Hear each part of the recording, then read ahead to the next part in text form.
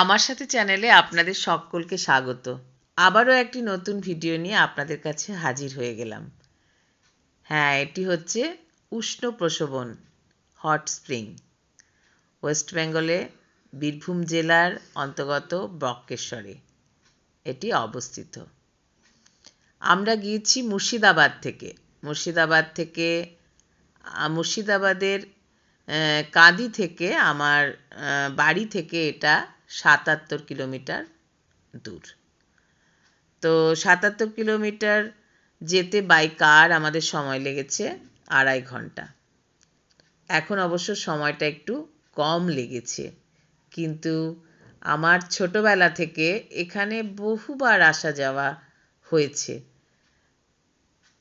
তখন রাস্তাঘাট এতটা ভালো ছিল না, এখন যেমন রাস্তাঘাটটা অনেক রাস্তাঘাট হয়েছে, ভালো হয়েছে রাস্তাঘাট, তো সময়টাও অনেকটা কম লেগেছে। আগে কিন্তু আরও বেশ খানিকটা সময় লেগেই যেত। ছোটবেলা থেকে আমি অনেকবারই এসেছি বলা চলে, হাতে গুনে বলতে গেলে কি জানি বলতে পারবো কি না, অনেক স্মৃতি জড়িয়ে আছে আমার এই বক্রেশ্বরের সাথে। তো অনেক বছর পর মনে হলো যে অনেক দিন যাইনি, তো আরেকবার ঘুরে দেখে আসি। এখন বর্তমানের বক্রেশ্বর প্রায় ৩০ বছর পরে এলাম। আসার পরে যখন দেখলাম তো একদমই অন্যরকম হয়ে গেছে। সেই আগেকার স্বাদ, সেই নির্জনতা, পরিতৃপ্তি যেটা পেতাম আগে, এখন কিন্তু সেটা আর অনুভব করতে পারলাম না। চারিদিকটা বেশ ঘেরা, চারিদিকটাই ঘিরে ফেলেছে। অবশ্য অনেক লোকে ঠিকঠাকভাবে মানে মানতে পারে না, হয়তো বাচ্চারা সেখানে যাবার ভয় থাকে, পড়ে যাবার ভয় থাকে, এইসব কারণের জন্য হয়তো এক্সট্রা সেফটির জন্যে এতটা ঘেরাঘেরি অবস্থা হয়ে গেছে, কিন্তু আগে এই অবস্থা ছিল না। একদম অনেকটা খোলা মেলা, খুব সুন্দরভাবে এটা ছিল, আর খুব পরিষ্কার পরিচ্ছন্ন ছিল। কিন্তু এখন কিন্তু অনেক কিছু হয়েছে বটে, কিন্তু পরিচ্ছন্নতাটার খুব অভাব দেখলাম। চারিদিকে প্লাস্টিকের প্যাকেট, নোংরা টোংরা ইত্যাদি ইত্যাদি পড়ে আছে। তো যাকগে, সেসব তো গেল পরিবেশের কথা। কিন্তু এই উষ্ণ প্রসবন ভারতবর্ষের কিন্তু অনেক জায়গাতেই আছে। ৩০০ থেকে ৩৫০ উষ্ণ প্রসবন আছে আমাদের ভারতবর্ষে।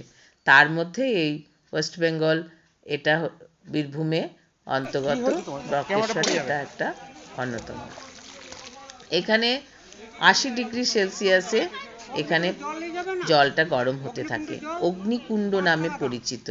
এখান থেকে আবার জল তুলে তুলে ৫ টাকা বোতল হিসাবে আবার বিজনেসও হয়ে যাচ্ছে। প্রকৃতির দান, সেখানে একটা দড়ি ফেলিয়ে কিছুটা জল তুলে বাস বিজনেস চালু করে দাও, অসুবিধে কি আছে, কে আর মানা করে।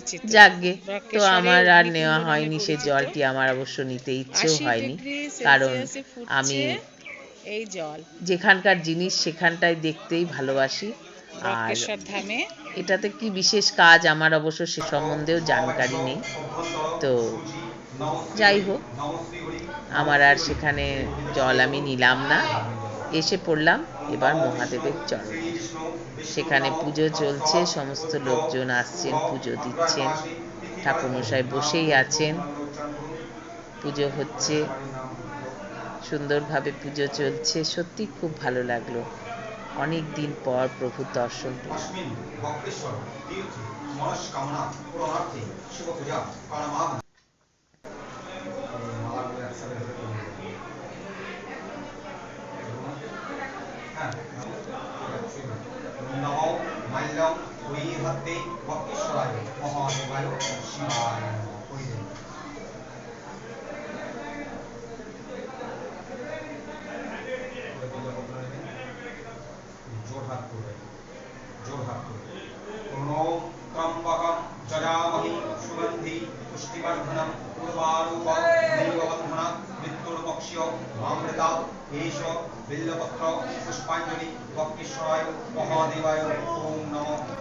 যেখানে মহাদেব আছেন আর সেখানে মা থাকবে না, এটা কেমন করে হয়?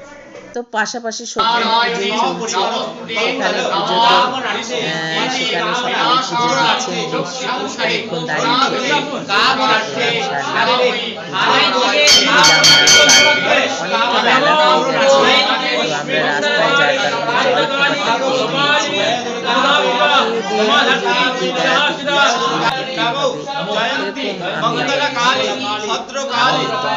তৃপ্তি পেয়েছি। মায়ের কাছে পুজো দিয়ে সেই পুরনো বক্রেশ্বর, যেটা বলছিলাম না 30 বছর আগে, যে এতটা ফাঁকা জায়গা, কত সুন্দর। তো এরকম সব ছোট ছোট ছোট ছোট মন্দির ছিল সেখানে। তারপরে পঞ্চস্তূপ ছিল, যেখানে ওখানেদের সাধু অনেক যেনাদের মৃত্যু হতো, তো সেখানে মৃত্যু হওয়ার পর ওনাদের এখানে সমাধি দেওয়া হতো। তো সেসব জায়গা ছিল, এরকম ফাঁকাই ছিল, কিন্তু সেই জায়গাগুলো কিন্তু এখনও ওরকম আছে, শুধু পরিবর্তন হয়েছে। খুব মোটা মোটা শিকড় দিয়ে গাছগুলো একদম মন্দিরগুলোকে বেষ্টিত করে ফেলেছে। এর আর নড়বার চড়বার কোনো উপায় নেই, পড়ে যাব মনে করলেও আর পড়ে যাওয়া যাবে না, এমন করে শিকড় দিয়ে মানে বন্দি হয়ে গেছে গাছের শিকড় দিয়ে এই মন্দিরগুলো। বেশ ভালো লাগলো, খুব নিরিবিলি নির্জন। খানিকক্ষণ গিয়ে সেখানে বসলাম। যেই নির্জনতাটা খুঁজে বেড়াচ্ছিলাম সেই পুরনো সময়কার, এখানে গিয়ে সেটাই দেখলাম। এই দিকটা এখন আর আসা যাওয়া লোকজনের সবটাই খুব বন্ধ করে দিয়েছে, একটা আলাদা দিক থেকে এসে এই জায়গাটাতে আসতে হয়েছে। কিন্তু আমি ওই যেটা বলছিলাম না, যে আগে যখন আমরা ছোটোবেলায় গিয়েছি যখন এই বক্রেশ্বর, তখন কিন্তু এই দিকটা সবটা ওপেন ছিল। আমরা ওই উষ্ণ প্রসবন দেখে, অগ্নিকুণ্ড দেখে, এগুলো খুব খোলামেলাভাবে আসা যাওয়া করতে পারতাম। কিন্তু এখন দেখলাম সমস্তটাই একদম অন্যরকম।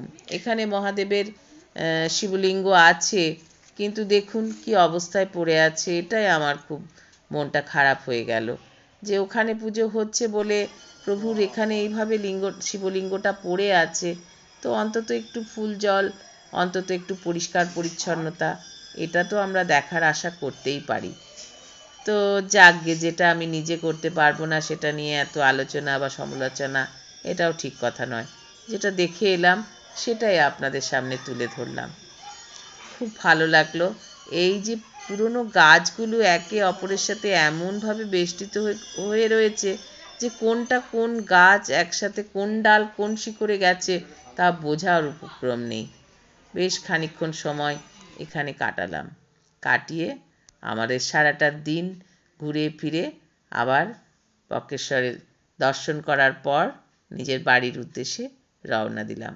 একটা ছোট্ট ট্যুর ছিল, ভালো ছিল, সময়টা খুব ভালো কেটেছিল। সারা দিনটা ভালোই কেটেছিল। শীতের একটা বেলা, এরকম একটা দিনে ভালোই লাগে বেশ ঘুরতে ফিরতে। এই যে বলছিলাম না পঞ্চমুণ্ডির আসন, এই যে পঞ্চমুণ্ডির আসন, এখানেও পরিচ্ছন্নতার অভাব, সেই গাছের পাতা সব কিছু পড়ে আছে। প্রতিদিনের পুজো নিত্য হয় কি না এখানে সন্দেহ আছে, আমার দেখে যা মনে হলো। তো যাকগে, ওই যে কথা, আমি যেটা করতে পারবো না সেটা নিয়ে এত সমালোচনারই বা কি আছে। দেখার জিনিস দেখো মন ভরে, তাকে অনুভব করো, তারপর চলে যাও নিজ স্থানে। তবে হ্যাঁ, সেই পুরনো দিন, পুরনো সময়, সেটাই মনে হয় সব সময় ভালো। কারণ কি, যেটা ফিরে এসে দেখা হয় সেটা হয়তো আর সেরকমভাবে হয় না। ওই মন্দিরটা এই মন্দিরটার মধ্যে কনস্ট্রাকশনের ডিফারেন্স আছে। তখনকার মন্দিরের স্ট্রাকচার, ওটা পুরী স্টাইলে করা, তখনকার ইট আর ওই এই পুরনো নিদর্শন, সেগুলো দেখলেই বোঝা যায়। এই জায়গাটা একেবারে আলাদা করে রাখা আছে, এমনভাবে ঘিরে দেওয়া আছে, যারা বর্তমানে এখন যারা যান বা যায় তারা হয়তো সবটা তাদের জানার না থাকলে এদিকটাতে যে এসে দেখবে সেরকম ব্যবস্থাটুকু মানে করা আছে, কিন্তু বেশ ঘুরে যেতে হয়।